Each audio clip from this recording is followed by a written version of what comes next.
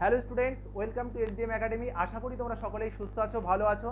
আজকে আমরা আলোচনা করব ক্লাস 11-এর ফার্স্ট সেমিস্টার ইতিহাসের দ্বিতীয় অধ্যায় সাম্রাজ্য সমূহ বা এম্পায়ার্স। এই এম্পায়ার্স অধ্যায়ের আমাদের সেকেন্ড ক্লাস, ফার্স্ট ক্লাস আমরা আগের ক্লাসেই করেছি। তো তোমরা প্লে লিস্টে চলে যাবে, প্লে লিস্টে গিয়ে ক্লাসটা দেখে নেবে। দেখো, সাম্রাজ্য ও তার বৈশিষ্ট্য। সাম্রাজ্য বা এম্পায়ার্স বলতে কী বোঝায় আমরা আগের ক্লাসে জেনেছিলাম। আরও একবার বলে নিই, কোনো একজন শাসকের বা সম্রাটের অধীনে থাকা অঞ্চলকেই বলা হয় সাম্রাজ্য বা এম্পায়ার। এখানে একটু বিস্তারিত দিয়েছে, বিস্তারিতটা জানার চেষ্টা করি। সাম্রাজ্য বলতে সাধারণত রাজতন্ত্র বা অভিজাততন্ত্রের অন্তর্গত একজন সম্রাট বা সাম্রাজ্যের শাসনাধীনে এমন বিস্তৃত ভূখণ্ড বা বিভিন্ন রাজ্যের সমন্বয়ে গড়ে ওঠা রাষ্ট্রকে বোঝায়।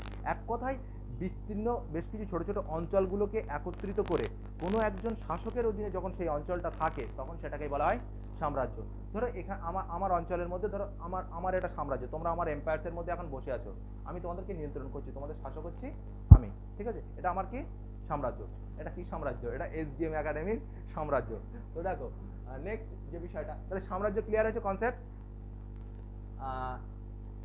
এখানে আর একটা বিষয় দিয়েছি, দেখো, সম্রাটের শাসনাধীনে রাজ্যকে বলা হয়, এক কথা যদি বলা হয়, সম্রাটের অধীনে থাকা অঞ্চলকেই বলা হয় সাম্রাজ্য।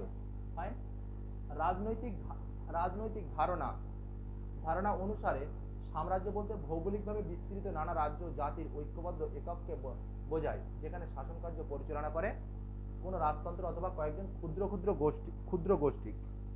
যেমন আমাদের ভারতবর্ষে ছিল কোন সাম্রাজ্য? মুঘল সাম্রাজ্য, রোমান সাম্রাজ্য নয়, গুপ্ত সাম্রাজ্য, মৌর্য সাম্রাজ্য, বোঝা গেছে? সুলতানি সাম্রাজ্য। ফ্রান্সের সম্রাট নেপোলিয়ান বোনাপার্ট 1799 খ্রিস্টাব্দে ফ্রান্সের শাসন ক্ষমতা দখল করে তিনিও 1804 খ্রিস্টাব্দে সম্রাট উপাধি গ্রহণ করেন। তাহলে ফ্রান্সের সম্রাট কে ছিলেন? Napoleon Bonaparte. এটা তোমরা কোন ক্লাসে পড়েছিলে? ক্লাস 9-এ। Very good. Napoleon Bonaparte, Napoleon বলে একটা চ্যাপ্টার ছিল, নেপোলিয়ানের উত্থান, ফার্স্ট টপিক ছিল নেপোলিয়ানের উত্থান কিভাবে হয়েছিল। ফলে ফ্রান্সে তখন সাম্রাজ্যে পরিণত হয়েছিল।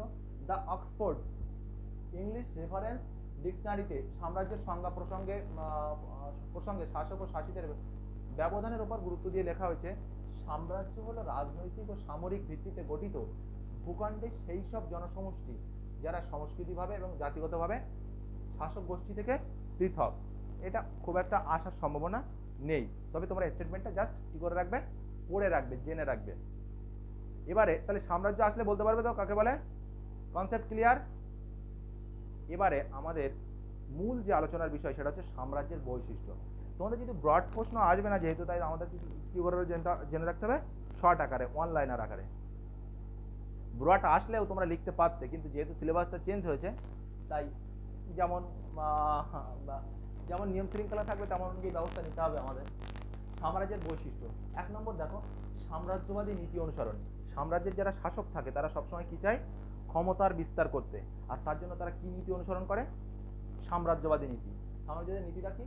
সাম্রাজ্য সম্প্রসারণ করার যে লক্ষ্য বা উদ্দেশ্য, সেটাই হচ্ছে কি সাম্রাজ্যবাদী নীতি। বোঝা গেছে? মানে আমার ধরো এই অঞ্চলটা রয়েছে, এই ঘরটা এখন আমার সাম্রাজ্য, আমি চাইবো পাশের ঘরটা দখল করতে, তার পাশেরটা, এইভাবে ধীরে ধীরে আমার সাম্রাজ্যটাকে অনেক বড় করার চেষ্টা করব। তাই তো হয়েছে। মুঘল সাম্রাজ্য যখন প্রথমে তারা ক্ষুদ্র দিল্লি অঞ্চল দখল করে, ধীরে ধীরে তারা ভারতের বিস্তীর্ণ এলাকায় তারা ক্ষমতা বিস্তার করতে থাকে। কিন্তু একটা সময় সাম্রাজ্যের আকার এত বড় আকার ধারণ করে যে আর সম্রাটের পক্ষে সমস্ত অঞ্চলটা দেখা বা লক্ষ্য করা সম্ভব হচ্ছিল না। ফলে সাম্রাজ্যের মধ্যে নানা রকম কি ত্রুটি বিচ্যুতি দেখা যায়। তাহলে 1 নম্বর সাম্রাজ্যের বৈশিষ্ট্য কি পেলাম? সাম্রাজ্যবাদী নীতি অনুসরণ। বুঝতে পেরেছো তো? নেক্সট পয়েন্ট, বিশাল আয়তন। সাম্রাজ্যের আয়তন হয় অনেক বড়। দেখো, সাম্রাজ্যের অন্যতম গুরুত্বপূর্ণ বৈশিষ্ট্য হলো বিশাল আয়তন। তোমরা খাতায় একটা প্রশ্ন লেখো, সাম্রাজ্যের বৈশিষ্ট্যগুলি কি কি? পরীক্ষায় কিন্তু তোমাদের এরকম ভাবে প্রশ্ন আসবে না জীবনে যে সাম্রাজ্যের বৈশিষ্ট্যগুলি কি কি। কেন বলছি? কারণ তোমাদের তো শর্ট প্রশ্ন। এবার তোমাদের প্রশ্ন আসবে এরকম ভাবে যে দিয়ে দিল যে বিশাল আয়তন, ধরো একটা এরকম প্রশ্ন দিয়ে দিল, সাম্রাজ্যের বৈশিষ্ট্য হলো বিশাল আয়তন, ক্ষুদ্র আয়তন। কোনটা হবে অ্যান্সার? বিশাল আয়তন। মানে এরকম দিয়ে দিব, ওই জন্য আমাদের বৈশিষ্ট্যগুলো জেনে রাখতে হবে। 1 নম্বর সাম্রাজ্যবাদী নীতি অনুসরণ, তারপর কমা দিয়ে লিখবে বিশাল আয়তন।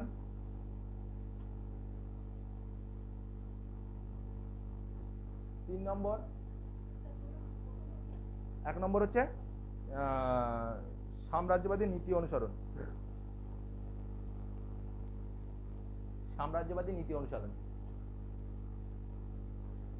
একটা কথা মনে রাখবে, মন মে চাঙ্গা কাট মে গঙ্গা। তোমরা যদি মন দিয়ে পড়ো, পড়া এমনি মুখস্থ হয়ে যাবে, আর যদি ভালো করে না পড়ো তাহলে পড়া মুখস্থ হবে না। পড়াশুনো করে যে সে জীবনে অনেক বড় হতে পারে, পড়াশোনা না করলে বড় হওয়া মুশকিল আছে। হয়তো প্রচুর অর্থ উপার্জন করতে পারবে, কিন্তু সুশিক্ষায় শিক্ষিত হয়ে যদি তুমি অর্থ উপার্জন করো তবেই সেই অর্থের সুষ্ঠু ব্যবহার হবে। বিশাল আয়তন। নেক্সট হচ্ছে কি, চরম ক্ষমতার অধিকারী। প্রধান শাসক, মানে শাসকের হাতে প্রচুর কি থাকে, ক্ষমতা থাকে। চরম ক্ষমতা মানে যে সম্রাট থাকে সেই সম্রাট যেটা বলে সেটাই কি আমাদেরকে মেনে চলতে হয়। নেক্সট, রাজ্য জোট। সাম্রাজ্য হলো কোনো একটি কর্তৃপক্ষের নেতৃত্বাধীন কতগুলি রাষ্ট্রের একটি জোট, মানে কিছু ছোট ছোট রাজ্য এ নিয়ে, রাজ্যকে নিয়ে তৈরি হয় কি একটা সাম্রাজ্য। ছোট ছোট রাজ্য থাকে, সেই সবগুলোকে একত্রিত করে তৈরি হয় কি সাম্রাজ্য। দেখে নাও, রাজ্য জোট। তারপরে বিভিন্ন জাতির অস্তিত্ব, শুধু ওই পয়েন্টগুলো লিখে নাও কমা কমা দিয়ে। বিভিন্ন রাজ্যের অস্তিত্ব বলতে কি বোঝায়, বিভিন্ন জাতির অস্তিত্ব বলতে কি বোঝায়, যেমন আমাদের ভারতবর্ষে যখন মুঘল সাম্রাজ্য ছিল তখন ভারতবর্ষে তো বহু জাতির মানুষ বসবাস করতো। হিন্দু, মুসলিম, খ্রিস্টান, জৈন, পার্সি, ইসাই প্রভৃতি বিভিন্ন ধর্মাবলম্বী মানুষের বসবাস ছিল। জাতি কিন্তু বিভিন্ন রকম ভাবে হয়, এটা যেমন ধর্মীয়ভাবে জাতি হয়, আবার কি আমরা যেমন তোমরা যেমন কোন জাতি, শিক্ষার্থী জাতি। আবার যারা শ্রমিক, যারা লেবার কাজ করে তারা কোন জাতি, শ্রমিক জাতি। তার মানে জাতি বিভিন্ন রকম ভাবে গঠিত হয়। সাম্রাজ্যে বিভিন্ন জাতির অস্তিত্ব কি করা যায়, লক্ষ্য করা যায়, থাকে। নেক্সট, উপাদানের ভিন্নতা। বিভিন্ন উপাদানের সমন্বয়ে সাম্রাজ্য গড়ে ওঠে। এইসব উপাদানের মধ্যে উল্লেখযোগ্য হলো বিভিন্ন গোষ্ঠী, জাতি, সংস্কৃতি, ধর্ম।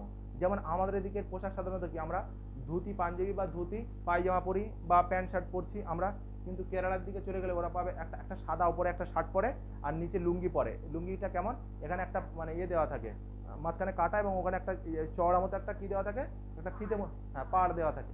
তার মানে আবার তুমি রাজস্থানের দিকে চলে যাবে, সেখানে একটা মানে এরকম ঢাকা ঢোকা পোশাক পরে ওরা, রাজস্থানে যারা, ওখানে প্রচন্ড কি গরম। ফলে এই যে জলবায়ুর উপরে নির্ভর করে কিন্তু পোশাকের বৈচিত্র্য লক্ষ্য করা যায়। ফাইন। তাহলে সাম্রাজ্যের বৈশিষ্ট্যগুলো বোঝা গেছে। আরো একবার বলো দেখি, কেউ একটা বলো সাম্রাজ্যের বৈশিষ্ট্যগুলো কি কি। এই চারটা দেখলে বুঝতে পারো। এখন সাম্রাজ্যবাদী নীতি। 2 নম্বর, রাজ্য জোট থাকে। বিশাল আয়তন সাম্রাজ্যের। সংস্কৃতি ও ধর্মগত ভিন্নতা, কেন্দ্রীয় ক্ষমতা, আর ভিন্ন জাতির অস্তিত্ব। মূলত এই কয়েক মুখস্থ হয়েছে তো।